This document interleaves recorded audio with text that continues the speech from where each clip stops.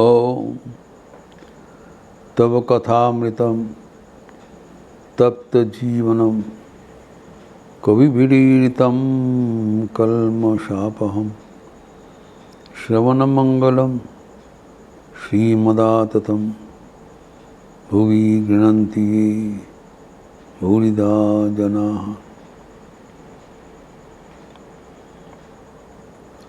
भगवद गीता के चतुर्थ अध्याय यानी ज्ञान योग अवलंबन करते हुए हम लोग कर्मयोग का रहस्य के बारे में चर्चा कर रहे थे। कर्मयोग दोनों प्रकार से किया जा सकता है, जो निवृत्ति मार्ग के अनुसार एवं प्रवृत्ति मार्ग के अनुसार। दोनों का फल एक रूप होगा, जिसको जैसे रुचि। इसको हम लोग भली भांति चर्चा किए हैं। तो अभी कर्मयोग क्या है उसके बारे में स्पष्ट भगवान बता रहे हैं, एवं सारी भगवद गीता में इस प्रकार खुलासा भगवान एक ही जगह में बताया। वह चतुर्थ अध्याय के 22वां श्लोक 23वां श्लोक।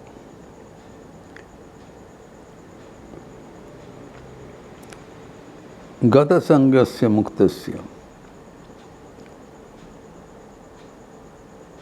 ज्ञानावस्थित चेतसः यज्ञाचरत कर्म समग्रम प्रविलीयते।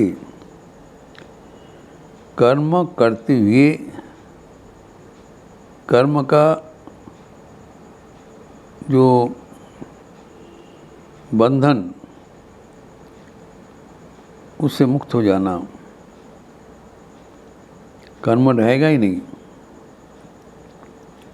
अद्भुत शैली सिखा रहे हैं।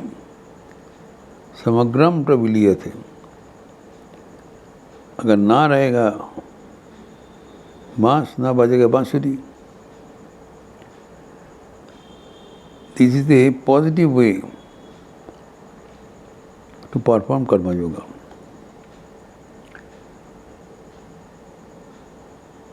ये भी भगवान ने बताया, योगा कर्म सुकौशलम इत्यादि। एवं भगवान स्वरूपतः ही कर्मयोग का बारे में बताया। उसका रहस्य क्या है पहले ही बताया। गत संगस्य, आसक्तिहीन होना। कर्म कभी हमें बंधन नहीं करता है। कर्म हमें कभी बंधन में फंसाता नहीं, वरना कर्म हमें मोक्ष को ले जाते हैं। तो कौन चीज़ फंसाता है? आसक्ति, संग। वो संग किसको कहलाता है? हम जब सोचते हैं कि संसार का कोई भी वस्तु, परिस्थिति, व्यक्ति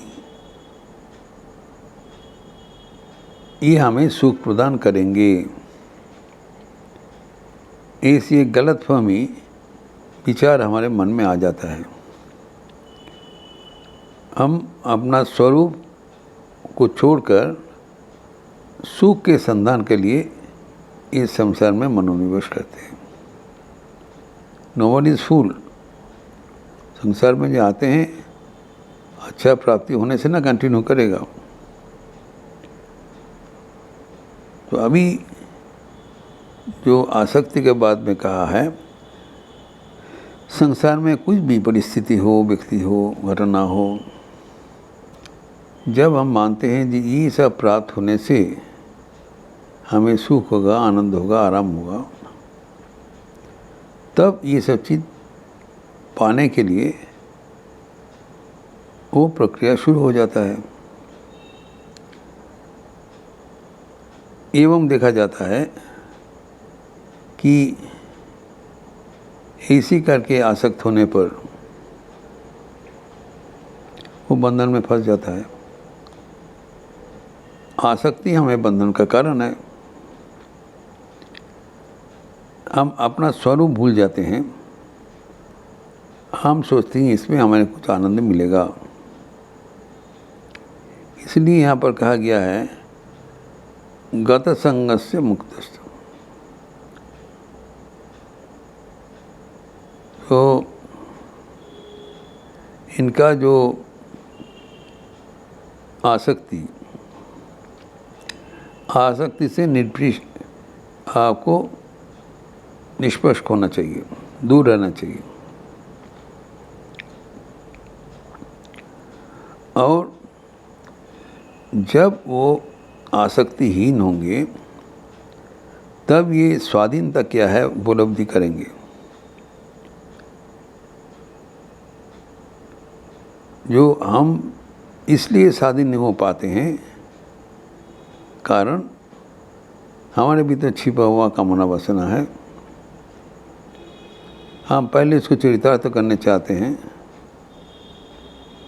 फिर आगे देखा जाएगा। ये जो मनोभाव है कि हम पृथ्वी का कुछ चीज़, जगत संसार का कुछ चीज़ हो, घटना हो, परिस्थिति, इससे हम लाभान्वित होंगे, तभी हमारे दुख का जड़ वो अभी इम्प्लांटेड हो गया। ये हमें आसक्ति से फंसा दिया। जब तक आसक्ति रहेगा तब तक हमें जन्म मरण का चक्र में भोगना पड़ेगा। इसीलिए पहले ही बताया, जो कर्मयोगी गत संगस्य, जहाँ भी हो आसक्ति से बचने का प्रयास करो। एवं बताया मुक्त से, जब आसक्ति छोड़ गया तब उसको स्वाधीनता का और कुछ भाषा नहीं, इट्स ऑटोमेटिक। दुनिया में तो उसको और कोई प्राप्ति नहीं है, इज फुल। तो जो अभी फूल होने के बावजूद जो कर्मयोग का बात हुआ है तो मुक्त हो गया। एवं और एक चीज़ बताया, ज्ञानावस्थित चेतसः, अर्थात उनकी बुद्धि वो ज्ञान में प्रतिष्ठित रहे। तो कौन सा ज्ञान? स्वरूप को कभी अपने बारे में कोई शंका नहीं होना चाहिए। ज्ञानावस्थित चेतसा मतलब कि उनकी जो स्वरूप है उसके साथ इनका जुक्ति है, मिल के करते हैं। तो स्वरूप जो हमारा है वो चेतन है और संसार है जड़। जब चेतन होते हुए भी स्वरूप हमारे ये जड़ जैसे जो इसके लिए हम लालायित होते हैं, तभी हमारा स्वाधीन भाव खो बैठते हैं। हमें कुछ नहीं चाहिए। जब ये भाव हो जाएगा तभी हम ज्ञानावस्थित चेतसा, मतलब हमारा स्वरूप में हमारा ज्ञान पक्का बैठेगा। ये इम्पोर्टेंट है। जब तक नहीं होगा तब हम आसक्तिहीन हो नहीं सकते हैं। जो हमारे भीतर विराजमान जो परमात्मा है, हम उनके अभिन्न अंश हों,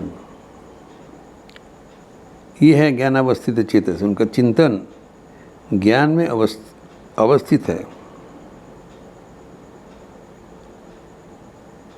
और वो ज्ञान मतलब क्या, अपना स्वरूप को उन्मोचन हुआ। जब अपना स्वरूप जब उन्मोचन होगा तब वो ज्ञान अवस्था में स्वयं का स्थिति होगा। और उस समय में जब स्वरूप का स्थिति हो गया तब वो आसक्तिहीन जीवन से और उनके और कोई बंधन का कोई अवसर नहीं होगा, क्योंकि वो जो कर्म कर रहे हैं जग अर्थात कर्मणांतर समग्रम प्रविलीयते। यज्ञार्थात कर्म अन्यत कर्म समग्रम प्रविलीयते, मतलब यज्ञ के लिए कर्म करने का मतलब है अपने लिए नहीं, औरों के लिए, औरों के कल्याण के लिए, नहीं तो लोक संग्रह के लिए, अपना कोई प्रयोजन नहीं है। जब कर्म औरों के लिए किया जाता है तब भी वो कर्म बंधन नाशक है एवं उसमें हमारा स्वरूप का ज्ञान अटूट रहता है। स्वरूप में हमें कुछ नहीं चाहिए होगी, हम परिपूर्ण है। जब हम वो परिपूर्णता भूलकर संसार से कुछ पाने के लिए हम लालायित हो जाते हैं, तभी हमारे कर्मयोग समाधान नहीं होगा। कर्मयोगी के लिए जो कर्म करते हैं औरों के कल्याण के लिए करते हैं, इसको यज्ञ कहलाता है। और भगवद गीता में जो अपने लिए कर्म करते हैं उसको अच्छा दरवाजा नहीं दिया। जो यज्ञ मतलब अन्यों का कल्याण के लिए वो कर्म करें, वो कर्म उनके बंधन का नाशक होगा, बंधन करने का नहीं होगा। बंधन नाशक होगा कारण वो अपने लिए कुछ नहीं कर रहा है, औरों को कल्याण के लिए करते हैं। जब औरों के कल्याण के लिए किया जाता है वो कर्म पुण्य कर्म है। जब इस अवस्था इस अनुसार वो कर्म करते रहते हैं, गत संग मुक्त है, जन्म मृत्यु का पारे चला जाएगा एवं वो अपने स्वरूप में स्थित हो जाएगा। He never forget who is, अपना स्वरूप में वो स्थिर निश्चिंत हो जाते हैं। और इसी को ही कर्मयोग का मूल उद्देश्य बताया। निरंतर कर्म करते हुए कर्म का फल से वो संपूर्ण निष्पृक्त है। और उसके जो कर्म है वो जैसे निष्काम कर्म है, बंध का नाशक जो अवस्था है उसमें उनका जो संगलाभ वो बहुत ही मार्मिक है। कर्मयोगी का कर्म करते हुए कर्म का बंधन से अतीत चले जाते हैं। तो ये पावन प्रसंग और भी बढ़ाते हुए हम अगले दिन चर्चा करेंगे। ओम शांति शांति शांति। हरि ओम तत्सत। श्री राम कृष्णार्पणमस्तु। आज विशेष पावन तिथि है। भगवान श्री रामकृष्ण के अन्यतम सन्यासी पार्षद स्वामी निरंजन जी की जन्म तिथि मनाया जा रहा है। और आज इसलिए जो सुबह से विशेष कार्यक्रम है चल रहा है एवं शाम को संदर्भ के उपरांत श्याम नाम संकीर्तन भी है एवं स्वामी निरंजन जी के जन्मतिथि के अवसर पर उनके संक्षिप्त जीवनी तथा वाणी सुनाया जाएगा। और आज पूर्णमासी होने के हेतु श्याम नाम संकीर्तन भी होगा। आप सबका स्वागत है। अच्छा रहिए, स्वस्थ रहिए, आनंद में रहिए। नमस्कार।